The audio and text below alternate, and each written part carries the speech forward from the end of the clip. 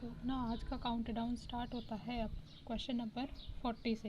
क्या मतलब है, आज हम 40 क्वेश्चंस अप्रॉक्सीमेटली करेंगे। तो स्टार्ट करते हैं। क्या बोल रहा है 40th question, which of the following statement is true. आपको इनमें से सही स्टेटमेंट बताना है। ए स्टेटमेंट क्या बोल रहा है, in a dry soil all the voids are filled with air. Obvious सी बात है कि अगर सारे वॉइड्स में एयर है तो उसको हम क्या बोलेंगे, ड्राई सॉइल। सारे वॉइड्स में अगर वाटर है तो उसको हम क्या बोलेंगे, सैचुरेटेड सॉइल। सही बात है। दूसरा भी। फिर तीसरा क्या बोल रहा है, in a partially saturated soil all the voids are occupied by both air and water. तो अपन ने ऐसा कोई फेज डायग्राम पढ़ा था। पार्शली सैचुरेटेड के लिए ये जो वॉइड्स है, इनमें से ये सॉलिड्स है और ये वॉइड्स है, ठीक है। इनमें से कुछ में वाटर है और कुछ में क्या है, एयर है। तो थर्ड स्टेटमेंट भी सही है। तो हमारा यहाँ पर आंसर क्या होगा, all options are correct. Moving toward the next, क्या बोल रहा है ये क्वेश्चन हमें, when the plasticity index of a soil is zero the soil is. अब देखो, प्लास्टिसिटी इंडेक्स मतलब IP, IP equal to zero है। इसका मतलब क्या है कि सॉइल में प्लास्टिसिटी नहीं है ना। तो ऐसी कौन सी सॉइल है इन ऑप्शंस में से जो प्लास्टिक इन नेचर नहीं होती। देखो, क्ले में प्लास्टिसिटी होती है, सिल्ट में होती है, सिल्टी सैंड में भी होती है, क्योंकि यहाँ पर सिल्टी कंटेंट आ रहा है। तो हमारा करेक्ट आंसर हो जाएगा यहाँ पर सी, दैट इज सैंड।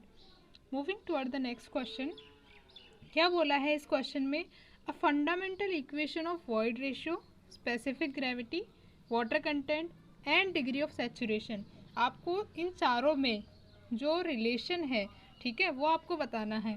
तो आपने सोल ऑफ सॉइल अगर मेरा थ्योरी लेक्चर देखा हो, ठीक है, जिसमें मैंने प्रॉपर्टीज़ डिस्कस करी है, उसमें मैंने डिस्कस किया था कि ये इक्वेशंस कौन कौन सी होती है, कौन कौन से रिलेशन होते हैं। तो वहाँ हमने ऐसा कुछ एक रिलेशन डिस्कस किया था, E S equals to G W.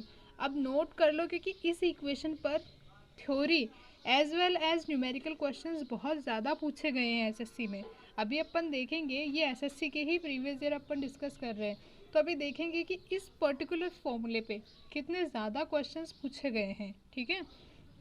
तो अब यहाँ देखो, इसको हम कैसे लिख सकते हैं, E is equals to G W upon S. तो यहाँ पर ध्यान से देखो, सारे ऑप्शंस बी में नहीं सेटिस्फाई हो रहा, अगर हम लोग डी में देखें तो भी नहीं सेटिस्फाई हो रहा, ठीक है, जी सी में भी नहीं सेटिस्फाई हो रहा। हमारा करेक्ट आंसर क्या हो जाएगा, ए।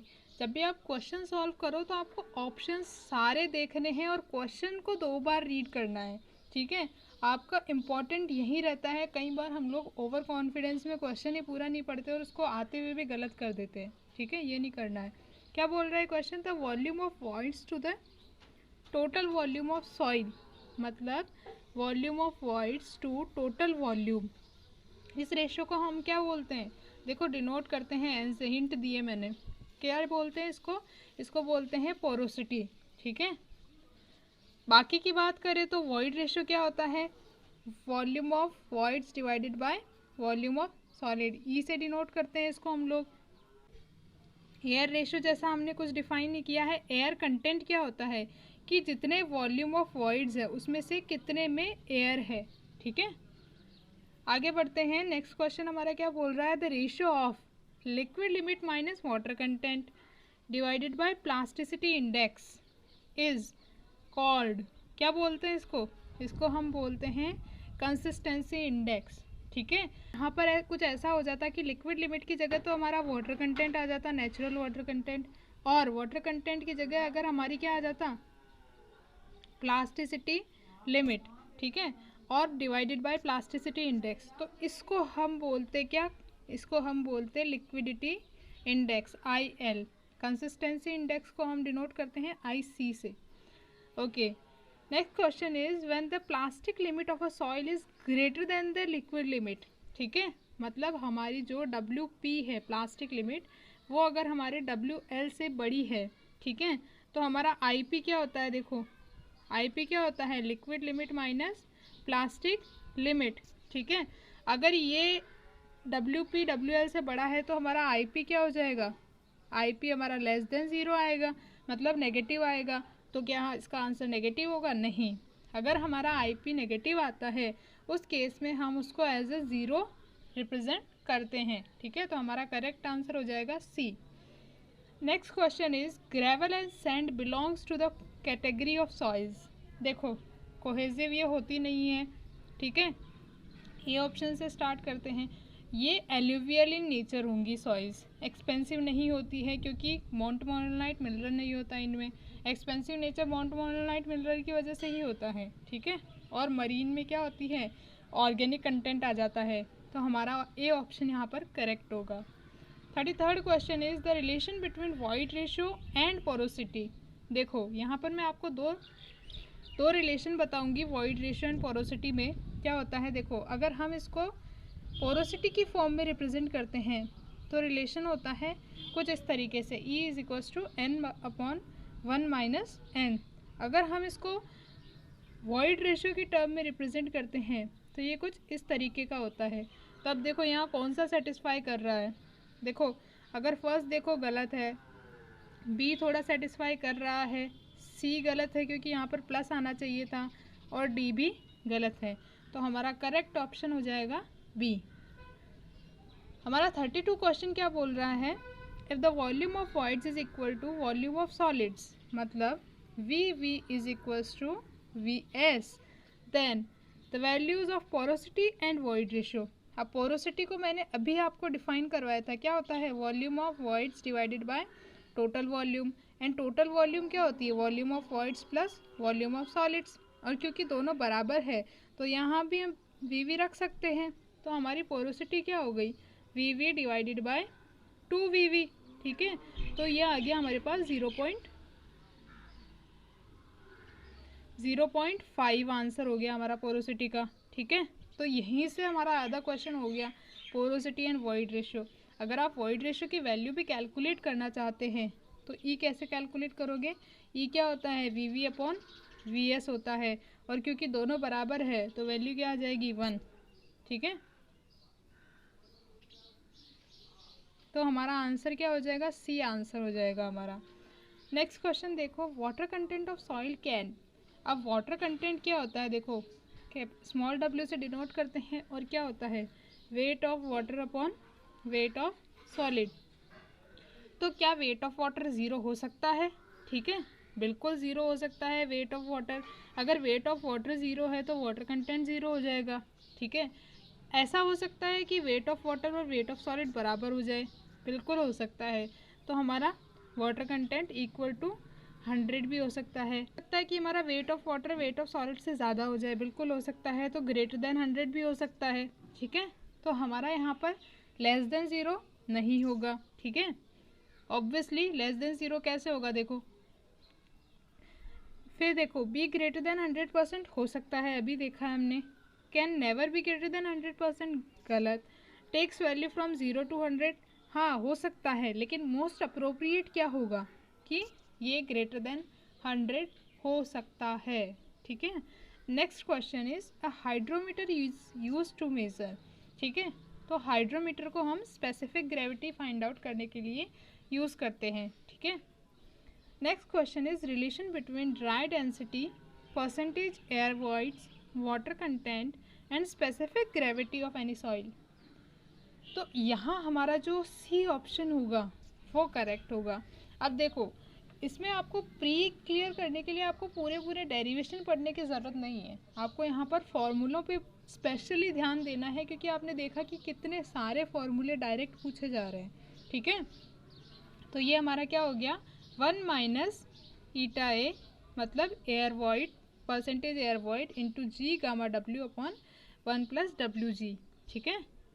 नेक्स्ट क्वेश्चन है relative density of compacted sand is.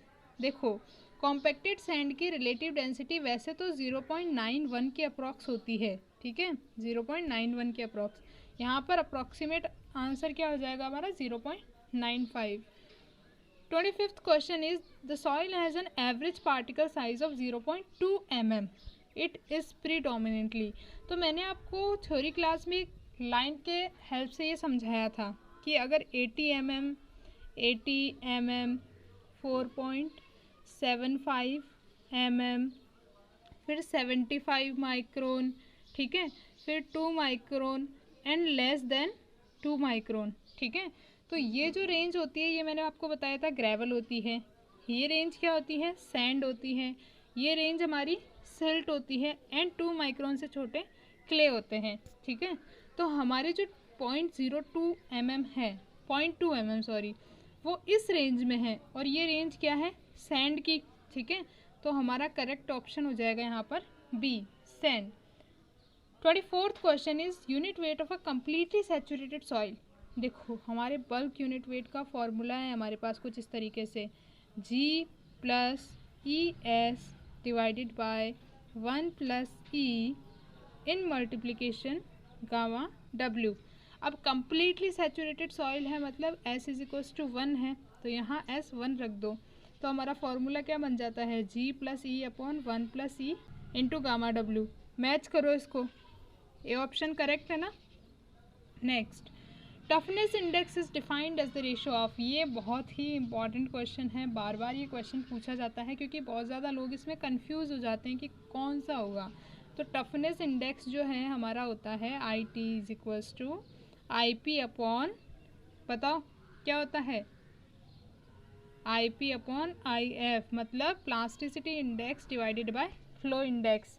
तो हमारा बी ऑप्शन यहाँ पर करेक्ट हो जाएगा। 22nd क्वेश्चन हम लोग देखते हैं। पिकनोमीटर इज यूज टू डिटरमाइन। अब पिकनोमीटर को हम लोग water content and specific gravity दोनों के लिए यूज़ करते हैं, लेकिन वाटर कंटेंट में जो सॉइल होती है वो क्या होती है, मॉइस्ट होती है, और स्पेसिफिक ग्रेविटी में जो सॉइल होती है वो ड्राई होती है। इतना ही डिफरेंस है। ठीक है, फिर 21st क्वेश्चन है, a soil has a bulk density of 22 kilonewton per metre cube and water content of 10%, the dry density of soil. ठीक है, आपको क्या निकालना है, गामा डी। अगर आपको ये रिलेशन पता है, जैसे मैंने बोला है कि आपको फॉर्मूले पता होने चाहिए। ठीक है, ये रिलेशन अगर आपको पता है तो आपको इस क्वेश्चन को सॉल्व करने में बिल्कुल भी टाइम लगेगा नहीं। ठीक है, ये हो जाएगा हमारा 20, तो हमारा आंसर बी सही हो जाएगा। अब बोल रहा है कि the valid range of degree of saturation of soil in percentage is. ठीक है, तो डिग्री ऑफ सैचुरेशन का मैंने आपको बताया था कि ये 0 से 100 तक वेरी कर सकती है। लास्ट क्वेश्चन में मैंने आपको एक्सप्लेन किया था ऐसा। ठीक है, कैसे, S इज इक्वल्स टू क्या होता है, volume of water divided by volume of क्या होता है, वॉइड्स, कितने वॉइड्स में वाटर फिल्ड अप है।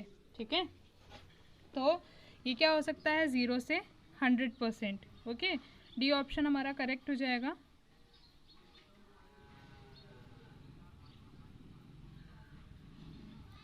Next question is the moisture content of a soil below which the soil volume becomes constant. तो यहाँ पर ये हमारा ग्राफ बनता है एक, जब हम कंसिस्टेंसी लिमिट्स पढ़ते हैं। ये ग्राफ यहाँ पर बहुत ज़्यादा इंपॉर्टेंस रखता है ऐसे क्वेश्चन सॉल्व करने के लिए। आपने देखा होगा सबसे पहले यहाँ लिक्विड लिमिट होती है, यहाँ प्लास्टिक लिमिट होती है, और यहाँ श्रिंकेज लिमिट होती है। तो यहाँ तक देखो, हम अगर मॉइस्चर कंटेंट रिड्यूस कर रहे हैं तो यहाँ पर देखो वॉल्यूम में भी रिडक्शन हो रहा है। वाई एक्सिस पर हम वॉल्यूम रिप्रेजेंट कर रहे हैं, तो यहाँ अगर मॉइस्चर कंटेंट रिड्यूस करने पर वॉल्यूम में भी रिडक्शन हो रहा है। लेकिन अगर आप यहाँ नोटिस करो कि WS के बाद अगर हम मॉइस्चर कंटेंट रिड्यूस करते हैं तो वॉल्यूम में कोई वेरिएशन नहीं हो रहा, और WS को हम क्या बोलते हैं, इसको हम बोलते हैं श्रिंकेज लिमिट। तो हमारा सी ऑप्शन यहाँ पर करेक्ट हो जाएगा। Next question is the ratio of liquid limit to plastic index of a soil mass, मतलब WL डिवाइडेड बाय IP। आपने ऐसा कोई रेशियो डिफाइन किया है क्या, है नहीं किया है, हमने ऐसा कोई भी रेशियो डिफाइन नहीं किया है, तो हमारा ऑप्शन डी यहाँ पर करेक्ट हो जाएगा। 17th क्वेश्चन क्या बोल रहा है, 17 question, when the plastic limit of a soil is greater than the liquid limit. ये क्वेश्चन हम डिस्कस कर चुके हैं, तो आपको इसका आंसर पता होना चाहिए। नेगेटिव आएगा, लेकिन हम नेगेटिव में रिप्रेजेंट नहीं करते हैं, हम उसको एज ए 0 रिप्रेजेंट करते हैं। 15th question is the ratio of volume of voids through the total volume of soil mass. बताओ, volume of voids to total volume, hint दे देती हूँ, N से डिनोट करते हैं। बताओ क्या होगा, यहाँ पर हमारा porosity is the correct answer. Okay, अगर यहाँ पर हम सॉलिड्स कर देते तो ये फिर क्या हो जाता, ई के इक्वल हो जाता और हमारा बी सही हो जाता। ठीक है। If the voids of a soil mass are full of air only, अगर हमारे जो वॉइड्स हैं, जैसा कि हम फेज डायग्राम में रिप्रेजेंट करते हैं, ये वॉइड्स हैं, अगर ये पूरे के पूरे एयर से फिल्ड अप है तो हमारी सॉइल क्या होगी, ड्राई सॉइल होगी। ठीक है। 13th क्वेश्चन देखते हैं। 13th इज रिपीटेड, जो क्वेश्चंस मिसिंग है वो रिपीटेड है, ये मान लेना। ठीक है। A sample of saturated clay has a porosity of 0.562, तो void ratio, अब देखो लास्ट क्वेश्चन हमने एक डिस्कस किया था जिसमें मैंने आपको void ratio एंड पोरोसिटी में रिलेशन बताया था E एंड N में। ठीक है। यहाँ आपको पोरोसिटी गिवन है एंड void ratio आपको पूछा गया है। ठीक है। तो void ratio क्या होगा, E upon N upon 1 minus N। Values put करो यहाँ पर, 0.562 डिवाइडेड बाय, अब 1 माइनस आप 562 करोगे तो आपको मिलेगा 0.438 एंड जब आप इसको सॉल्व करोगे तो आपको ये मिलेगा ए ऑप्शन 1.283। तो हमारा आंसर क्या हो जाएगा, हमारा वॉइड रेशियो क्या हो जाएगा, 1.283। 11th question is saying if the void ratio is 0.67, that is E, okay, water content is equals to 0.188, that is small w, and specific gravity, that is G, then degree of saturation S। अब देखो मैंने जब denotation लिख दिया है तो आपके दिमाग में क्लिक करना चाहिए एक formula, ES is equals to GW। ये रिलेशन अगर आपके दिमाग में क्लिक कर गया तो आप ये क्वेश्चन सॉल्व कर लोगे। क्या करना है आपको, S फाइंड आउट करना है, क्या होगा, GW upon E। Values put करो, G क्या है 2.68, ठीक है, इनटू W क्या है 0.188, डिवाइड करो इसको कितने से 0.67 से, सॉल्व करोगे तो आपका 75% डिग्री ऑफ सैचुरेशन यहाँ मिल जाएगा। ठीक है। तो करेक्ट ऑप्शन क्या हो जाएगा हमारा C. Okay. 9th question is a soil with a plasticity index equal to 0। ठीक है। इस क्वेश्चन को आपने नोटिस किया हो तो कितने अलग अलग तरीके से अभी तक पूछा जा चुका है। सबसे पहले हमें पूछा गया कि अगर प्लास्टिसिटी इंडेक्स 0 है तो क्या वो सॉइल सैंड होगी या क्ले होगी या सिल्ट होगी। ठीक है। दूसरे में अगर हमें पूछा गया कि प्लास्टिसिटी इंडेक्स नेगेटिव है तो उसको हम कैसे रिप्रेजेंट करेंगे, नेगेटिव रिप्रेजेंट करेंगे या एज ए 0 रिप्रेजेंट करेंगे। ठीक है।